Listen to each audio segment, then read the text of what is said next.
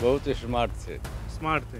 बहुत स्मार्ट थे, हर लोगों से प्यार मोहब्बत से मिलते थे, लड़कों के साथ भी मिलते थे प्यारे से, बुजुर्गों से मिलते थे उसी प्यार से। जो 65 वाली लड़ाई थी जिसमें उन्होंने हिस्सा लिया था, 3 पैट्रियट टैंकों को तबाह किया था। सबसे फर्स्ट तो ये है कि जो हिंदुस्तान में पैदा हुआ है पहले हिंदुस्तानी है, इसके बाद किसी जात मजहब का है। राजनीति ने इस देश का कबाड़ा कर दिया है साहब, वरना भारत माँ के तो ऐसे ऐसे लाल हैं जो हंसते हंसते अपनी जान की परवाह बिना किए अपने देश के लिए कुर्बान हो गए। आप अपने आंसू पूछ लें सर, क्योंकि हम भी अंदर से पूरी तरह से मतलब संभालना मुश्किल है सर। तो देश के तमाम लोगों से निवेदन है कि भारतवासी बने रहें, हिंदू मुसलमान, सपा भाजपा बसपा कांग्रेस बाद में बन लेना, पहले हिंदुस्तानी बन के रहें।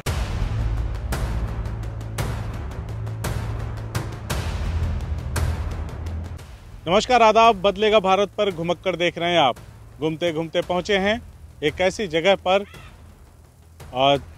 जिसकी दहलीज पे खड़े होते ही हमारे अंदर, हालांकि राष्ट्र प्रेम की भावना जो है वो नस नस में है, लहू के एक एक कतरे में है, लेकिन जिस जगह पे मैं आपको बता दूं खड़ा हूं, उस जगह को आप देखिए। यहाँ पर एक शिलापट लगी है, परमवीर चक्र विजेता अमर शहीद अब्दुल हमीद धाम में हम लोग मौजूद हैं। शहीद स्मारक का लोकार्पण आईएएस राजन शुक्ला ने किया। सीधे सीधे कह सकते हैं कि ये उन्हीं की देन है, जिसकी वजह से उस वीर सपूत का, परमवीर चक्र से सम्मानित भारत माता के वीर सपूत का यह शहीद स्मारक या शहीद उद्यान कह लें बना हुआ है। अब लोग मेन गेट से इंटर कर चुके हैं और यहाँ पर आप देखिए अंदर चारों तरफ पेड़ पौधे लगाए गए हैं। बीच में एक मीनार जैसी कोई चीज़ लग रही है, उसके बारे में भी हम लोग जाएंगे करीब पे, वहाँ भी देखेंगे शिलापट पे क्या कुछ लिखा है। और यहाँ पर एक तरफ परमवीर चक्र से सम्मानित वीर अब्दुल हमीद जी की प्रतिमा है और साथ में है रसूलन बीबी।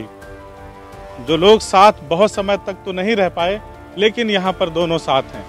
और साथ ही साथ आपको स्क्रीन पर दिखाई दे रहे होंगे एक सज्जन, एक साहब। मुझे बताया गया है कि वो उनके चाचा के लड़के हैं, यानी कि भाई हैं। उनसे भी हम लोग बातचीत करेंगे। और पीछे देखिए आप, इनके जस्ट एक जीप का कुछ बना करके मॉड्यूल वगैरह रखा गया है, वो क्या है, ये सारी चीज़ें जानेंगे। सबसे पहले स्वागत है आपका। Thank you sir. और नाम क्या है आपका? नाम नूर हसन है। नूर हसन, पूर्व सैनिक नूर हसन। अच्छा, आप भी सेना से हैं? हाँ जी, मैं उन्हीं के इंतकाल करने के बाद जो उन्हीं के स्थान पर जो है मुझे जगह मिला था। अच्छा, फोर्थ ग्रेनेडियर्स में वो भी थे। जब वो शहीद हो गए तो उसके बाद उनके जगह पे आपको लिया गया था सेना? हाँ हाँ जी। अच्छा, तो आप कब रिटायर हुए? हम 85 में हैं। 85 में। तो जब 65 में वो शहीद हुए तो उसके बाद आपकी उम्र उस वक्त क्या थी? अरे हम जानते हैं कि 14-15 साल में। तगड़े बड़े थे शरीर से क्या? हाँ ठीक थे। अच्छा, इसलिए ले लिया। हाँ। अच्छा, तो कैसा माहौल था वो, मतलब उस वक्त उनकी उम्र क्या रही होगी जब आपको लिया उन्होंने? मैंने हमें भाई के इंतकाल करने के बाद तो 1965 के अंदर जो जी शहीद हो गए थे। हम जैसे आप उनके चाचा के लड़के हैं, हाँ, तो जब कभी आप दोनों मिलते रहे होंगे तो उस वक्त उनकी क्या उम्र थी और आपकी क्या थी? अरे उनकी करीब 30 साल के। अच्छा, उस वक्त आप कितने बड़े थे? अरे वही 15-16 साल। अच्छा, यानी कि लगभग 14 से 15 साल का फासला था दोनों के दरमियान। तो कैसे थे वो, मतलब आते थे जब वहाँ से? बहुत स्मार्ट थे। स्मार्ट थे? बहुत स्मार्ट थे, हर लोगों से प्यार मोहब्बत से मिलते थे, लड़कों के साथ भी मिलते थे प्यारे से, बुजुर्गों से मिलते थे उसी प्यार से, अपने हमजोलियों से उसी प्यार से मिलते थे। उनके अंदर किसी ढंग का द्वेष भावना किसी के प्रति नहीं, बनावट वगैरह कुछ नहीं? कुछ नहीं। अच्छा, साधारण थे, एकदम से निर्भीक किसी का डर नहीं? हाँ, नहीं, एकदम से निर्भीक थे। हमारे यहाँ कितने भाई थे? दो सके? दो भाई। 2 भाई। दूसरे भाई का क्या नाम? मोहम्मद जुन्ना। अच्छा, उनका परिवार? इस समय बम्बई में। लोग मुंबई में। अच्छा, तो आइए आप चलते चलते आपसे बात करते हैं। ये पीछे जीप दिख गई और ये जीप का क्या मामला है? देखिए, जीप के ऊपर आर्शियल गन माउंट है, जिसमें एक चैम्बर जो काफी हैंडल बना हुआ है, उसको दबाने के बाद उसका चैम्बर खुलता है। अच्छा। और उसमें गोला लोड किया जाता है। ये जो रेड कलर का एक लीवर दिया गया उसको खींचने पर, हाँ, उसको दबाकर घुमाने पर, हाँ, दबाकर जो कि हैंडल को दबा कर घुमाने पर उसका चैम्बर खुल जाता है। पीछे से सीढ़ी बनी है क्या? हाँ, पीछे सीढ़ी। तो चाहूँगा हमारे सम्मानित छायाकार महोदय उस तरफ से जाएं और ऊपर से उस जीप को बताएं, दिखाएं आपको तस्वीरों में कि किस तरह से वो जीप है। नीचे से हम लोग बात कर रहे हैं। तो अच्छा, ये उसी का प्रतीकात्मक रूप बनाया गया है। उस लड़ाई में उस वक्त जो 65 वाली लड़ाई थी जिसमें उन्होंने हिस्सा लिया था, 3 पैट्रन टैंकों को तबाह किया था, इसी तरह की जीप में। सर, जीप ऐसी ही थी और इसके ऊपर जो आर्शियल गन फिट है वो भी ऐसी ही थी। और रह गई बात 3 पैट्रन टैंकों की, तो ऐसी बात नहीं है।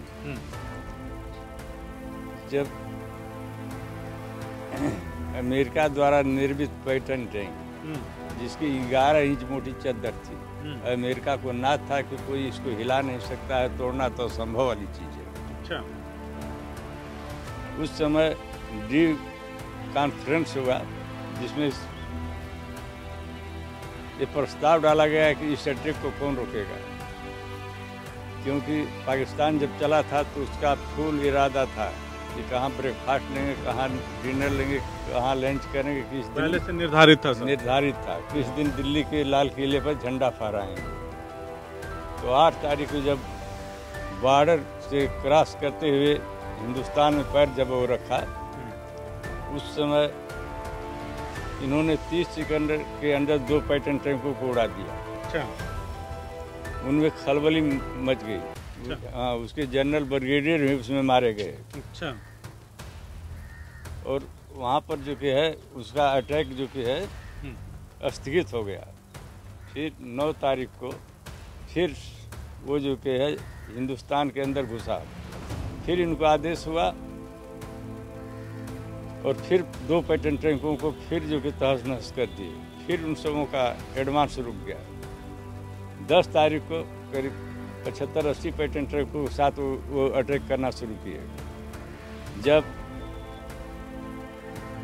जब रेंज के नज़दीक जो ही पैट्रन टैंक आते गए तो ही एक एक कर 3 पैट्रन टैंक को फिर उड़ा दिए। कुल कितना उड़ाया था? कुल 7 पैट्रन टैंकों को उड़ा दिए थे। 8वां पर निशाना लगा लिए थे। 8वां में उसको उड़ाने के लिए टाइगर दबाने ही वाले थे कि उस पीछे वाला देख लिया पैट्रन टैंक, एक ही जगह से बार बार गोला आ रहा है और वो गोला पैट्रन टैंक का दागा बाएं साइड में लगा और गिरे, वहीं शहीद हो गए। आज चीमा गांव में उनका मजार बना हुआ है। चीमा गांव। अच्छा। वहाँ पर 3 दिन 8, 9, 10 3 दिन लंगर चलता है और भांगड़ा करते हैं। चीमा गांव कहाँ पे? ये पंजाब में है, गुरदासपुर के बगल में। गुरदासपुर जिले के बगल में? बगल में। अच्छा। यहाँ पे कुछ लिखा हुआ है, बॉर्डर के करीब है, मैं थोड़ा पढ़ के आपको सुना दूं। अच्छा, जनरल बिपिन रावत जो आए थे, बिपिन रावत की ही देन है कि ये हमारी भाभी रसूलन बेगम जी उनसे मांग की थी कि जिससे वो पैट्रन टैंक ध्वस्त किए थे, मैं चाहता हूँ कि हमारे यहाँ वो पार्क के अंदर लग जाए। अच्छा, ये वही जीप है? ये वही जीप है जिन्होंने कि बिपिन रावत अपने आने से पहले जब वो आए थे, लेकिन उससे पहले जो कि है जीप वगैरह भेजवा दिए थे, आर्शियल गन भेजवा दिए थे। इसके बाद उनका प्रोग्राम इसी जीप से सवार होकर उन्होंने दुश्मन को नेस्तनाबूद किया। हाँ जी। क्या बात। मैंने सोचा कि ये प्रतीकात्मक तौर पे लगा है। और देखने में जो कि है देख रहे हैं कि एक ड्राइवर सीट है, एक लोडर है जो लोड करने वाला और एक फायर करने वाला। 3 लोगों का था, लेकिन तो 2 लोग मोर्चा पकड़ लिए। बार बार नहीं तो ये नियम होता है कि एक बार फायर करने के बाद उसका लोकेशन चेंज करके फिर दूसरे जगह से फायर किया जाए, लेकिन मजबूर थे, अकेले थे, इसलिए इनको एक ही जगह से बार बार फायर करना पड़ा।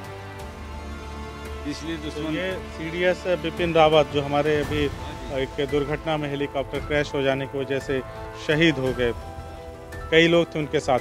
ऊपर से पढ़ रहा हूँ, परमवीर चक्र विजेता शहीद वीर अब्दुल हमीद, RCL स्मारक, कंपनी क्वार्टर मास्टर हवलदार वीर अब्दुल हमीद, परमवीर चक्र विजेता के असल उत्तर खेमकरण, ये जगह असल उत्तर है। अच्छा, ये वही असल उत्तर है जिसको असाल उत्तर करके कई जगह गूगल पे आपको देखने को मिलेगा। सेक्टर में भारत पाक युद्ध के दौरान उत्तम कोटि की बहादुरी एवं सर्वोत्तम बलिदान, अदम्य साहस के प्रदर्शन की 52वीं शहादत दिवस के समारोह की वर्षगांठ की पुण्य स्मृति पर वीर अब्दुल हमीद स्मारक का लोकार्पण। तो ये सीढ़ियाँ मतलब जनरल बिपिन रावत उस वक्त आए थे। हाँ, वो आए थे। हाँ, अच्छा, उन्हीं के उपलक्ष्य में जो कि वो थल सेना अध्यक्ष थे। बाएं तरफ हम लोग चल लेते हैं और ये देखिए आप यहाँ पर the legend Veer Abdul Hamid trust, तो ये कोई ट्रस्ट भी बना है इनके नाम पे। उसके पोते द्वारा संचालित होता है। जमील आलम प्रेसिडेंट हैं और राजेश पटेल सेक्रेटरी हैं, जाकिर हुसैन मैनेजिंग ट्रस्टी हैं। तो दोनों लोगों का यहाँ पे लगा है। जी हाँ, ये तो 35 साल की उम्र में शहादत पा गए, जिसकी वजह से जो कि है फोटो मैच नहीं कर रहा है और 85 साल के बाद गुजरी हैं भाभी जी। वैसे ओरिजिनल फोटो यही है हमें दिया। ये ओरिजिनल फोटो? हाँ, यही ओरिजिनल फोटो है। बाकी तो बनाने में जो ये स्टेचू लगा है, बनाने में बहुत जमीन आसमान का फर्क है। परमवीर चक्र विजेता फोटो पे लिखा है शहीद वीर अब्दुल हमीद 1965। ये फोटो देखिए, क्या गबरू जवान। ये तो लंबाई 6.5 फीट से भी लग रहा है ऊपर है कुछ। हाँ, 6.5 फीट लंबा और गोरा रंग। ये देखिए ध्यान से, ये वीर अब्दुल हमीद की ओरिजिनल फोटो है, पुरानी। जिस समय शहीद हुए थे, हाँ, 6 साल 6 महीना पहले के उसके मतलब शहादत से उनके 1 साल 6 महीना पहले की ये तस्वीर है। ये हमारा सौभाग्य है कि हमने उसे देख लिया। ये देखिए उनके नाम पे जो पार्क बनाया गया है, यहाँ पे कुछ कार्यक्रम वगैरह होते होंगे, इसलिए इसे ऐसा डिज़ाइन किया गया है। और मैं जिस स्मारक की बात कर रहा था वहाँ पे मैं पहुँचने की कोशिश करूँगा और उसके बाद आपको दिखाऊंगा उस पर क्या लिखा है और उसके बाद हम आगे बढ़ेंगे। तो ये है वो स्मारक। यहाँ पे कुछ नंबर वगैरह लिखे गए हैं और वाचन क्या है यहाँ पे, भारत पाक युद्ध 1965 के दौरान company quarter master Abdul Hamid की पलटन 4 ग्रेनेडियर्स पश्चिमी क्षेत्र के खेमकरण सेक्टर के अग्रिम मोर्चे पर तैनात थी। 10 सितंबर 1965 को जब पाकिस्तानी सेना ने विश्वविख्यात कहे जाने वाले पैटर्न टैंक से भारत की सीमा पर आक्रमण किया, उस समय company quarter master Abdul Hamid एक गन्ने के खेत में मोर्चा संभाले हुए थे। जिस समय उन्होंने पाकिस्तानी सेना के पैटर्न टैंकों को आगे बढ़ते हुए देखा तो उन्होंने अपने RCL गन से दुश्मन के एक एक कर तीनों टैंकों को ध्वस्त कर दिया और स्वयं चौथे टैंक का निशाना बनकर शहीद हो गए। इस प्रकार उन्होंने अपनी वीरता, दृढ़ निश्चय, दृढ़ इच्छा शक्ति एवं अदम्य साहस से पाकिस्तानी सेना को पीछे हटने पर विवश कर दिया, यानी मजबूर कर दिया। पूरे युद्ध का पासा ही पलट दिया। इसके अनुकरणीय वीरता एवं अदम्य साहस को देखते हुए भारत के राष्ट्रपति द्वारा इन्हें देश का सर्वोच्च वीरता का सम्मान परमवीर चक्र से मरणोपरांत सम्मानित किया गया। तो ये जो स्मारक बना है उन्हीं की याद में ये स्टैचू बना गया है। अच्छा, ये हमीद धाम हो गया है अपना, ग्राम पोस्ट हमीद धाम। ग्राम पोस्ट हमीद धाम हो गया, कागज में भी बदला नहीं। कागज में नहीं बदला, लेकिन यहाँ पे नाम लिखा हुआ है। ये पिता का नाम मोहम्मद उस्मान।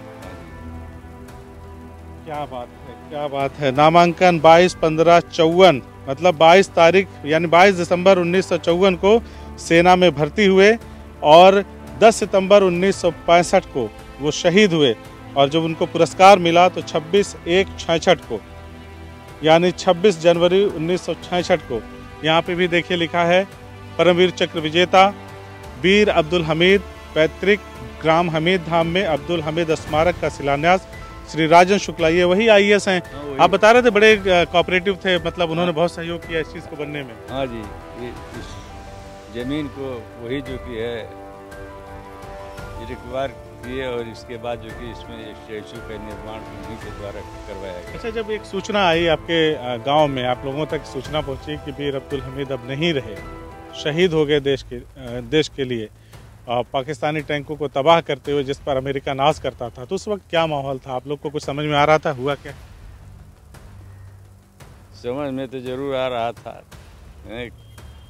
कि अपने जो कि देश की रक्षा करते हुए शहीद हो गए, लेकिन आत्मग्लानि तो थी ही कि हमारा जो कि भाई चला गया। दिल दुख रहा था, दिल रो रहा था, लेकिन देश की रक्षा करते हुए शहीद हुए थे। हाँ जी, सबसे फर्स्ट तो ये है कि जो हिंदुस्तान पैदा हुआ है पहले हिंदुस्तानी है, इसके बाद किसी जात मजहब का है।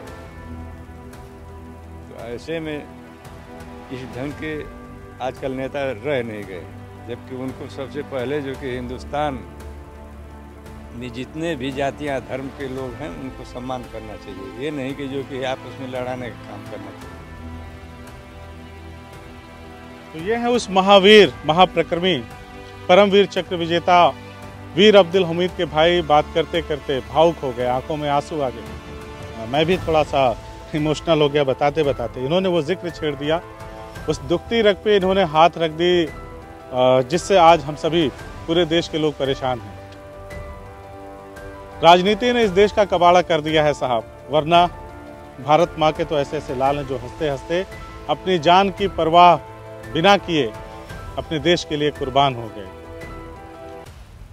आज की राजनीति ऐसी है, हिंदू मुस्लिम तमाम चीज़ें, पहले लोग अपने देश के लिए मरते थे, आज भी मरते हैं।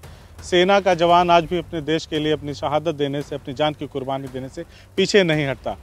लेकिन अब हमारे राजनेताओं ने सेना में भी राजनीति करनी शुरू कर दी है। फला की सेना, ढेका की सेना, देश के लिए जान देने वाला सिर्फ सैनिक ही आगे आता है। तो क्या कहेंगे सर, आप रो रहे हैं, क्या कहेंगे देशवासियों से ताकि हमारा प्यारा हिंदुस्तान बचा रहे? दोस्त, मैं तो यही सबसे अनुरोध करना चाहूँगा, क्योंकि आर्मी में कोई जात नहीं होती है, जितने लोग होते हैं एक परिवार के होते हैं, सब में भाईचारे का नाता होता है। वहाँ पर न कोई हिंदू है न कोई मुस्लिम है, जो हैं सब भाई भाई। तो मैं सभी लोगों से यही रिक्वेस्ट करूँगा कि जितने भी हमारे हिंदुस्तानी भाई हैं सब लोग आपस में प्यार मोहब्बत से रहें और इससे आगे ताकि हमारा देश अच्छे से चल सके। बदलेगा भारत की कोशिश रहेगी कि इसी तरह से अपने कारवां को आगे बढ़ाने की, ताकि हम भारत माता के उन जियालों को भी दिखा सकें। 71 के युद्ध हम भी लड़े हुए हैं। 71 में आपने भी लड़ाई? हाँ, 71 के युद्ध हम भी लड़े हुए हैं। हम लोग सक्करगढ़ तक अंदर घुसे थे जिस समय ये बांग्लादेश बना है। तो कहने का मतलब ये है कि हमारी सेनाएं बहुत आत्मविश्वास से भरीभूत हैं, तब इतना बड़ा से बड़ा कारनामा कर पाती हैं। अगर ये नेतागिरी करते तो हमारा देश का ये बंटाधार हो गया। सर आप अपने आंसू पूछ लें सर, क्योंकि हम भी अंदर से पूरी तरह से मतलब संभालना मुश्किल है सर। तो देश के तमाम लोगों से निवेदन है कि भारतवासी बने रहें, हिंदू मुसलमान, सपा भाजपा बसपा कांग्रेस बाद में बन लेना, पहले हिंदुस्तानी बन के रहो, तभी हमारा देश बचा रह सकता है। और हमारी कोशिश जो है बदलेगा भारत की, ऐसे तमाम लोगों से जैसे भाई साहब से हमने मिलाया, वीर अब्दुल हमीद के आप चचेरे भाई हैं, तो ऐसे लोगों से भी मिलाने का हमारा सिलसिला जारी रहेगा, क्योंकि ये हमारी ड्यूटी है। नूर हसन नाम है। तो सर हमसे बातचीत करने के लिए बहुत बहुत थैंक यू सर। जय हिंद, जय हिंद, जय भारत।